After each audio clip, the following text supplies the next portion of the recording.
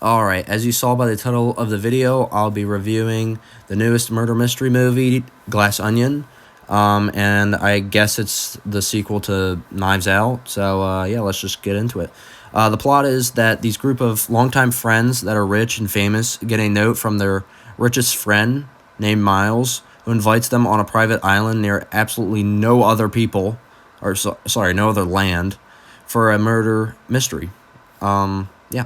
First thing first, this is not better than Knives Out, but I do like how it's different, but still keeps almost the same feel of Knives Out. Yeah, they didn't make it like completely different. They actually made it somewhat different, but yeah, it was still enjoyable, just like Knives Out was.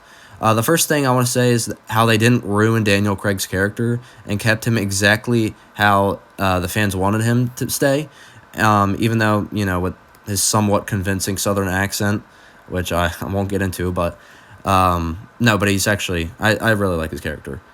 Just his accent kind of sucks sometimes.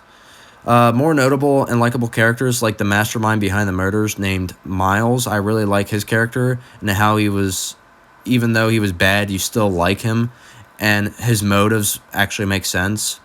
The one thing I will say is that the motives for the killer and the motives for like all the other people in the movie, like how they could easily, become a murderer, made a lot more sense and were more fleshed out than in Knives Out. The motives in that movie were kind of shaky. Duke, who I just, call Drax from Guardians of the Galaxy because I really don't know his real name, but everyone knows him as Drax.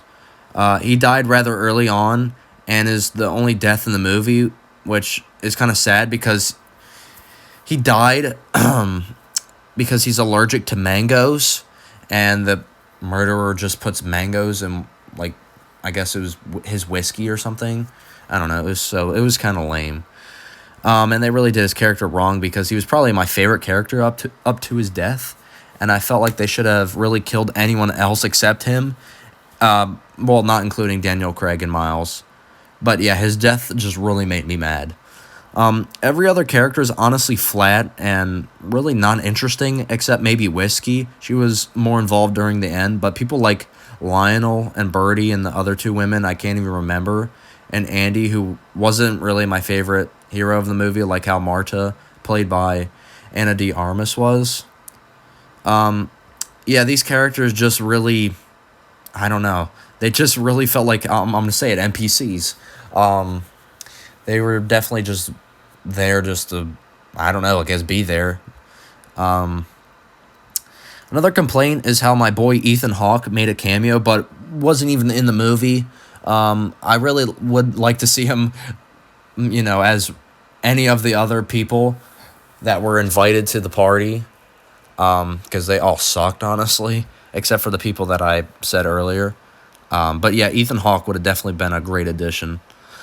The elephant in the room for me is how the killer was so predictable. I already assumed it was Miles from, like, not even halfway through the movie, while in Knives Out, I honestly had no clue who it was till the end. Yeah, it was just so obvious. But in conclusion, I really did like this movie, and as a fan of mystery, especially murder mystery, I really enjoyed this movie. I give it an 8 out of 10, while its predecessor before it would be a 9 for sure. Knives Out for sure is a better movie. But, yeah. Thank you for listening, and please like and subscribe, and goodbye.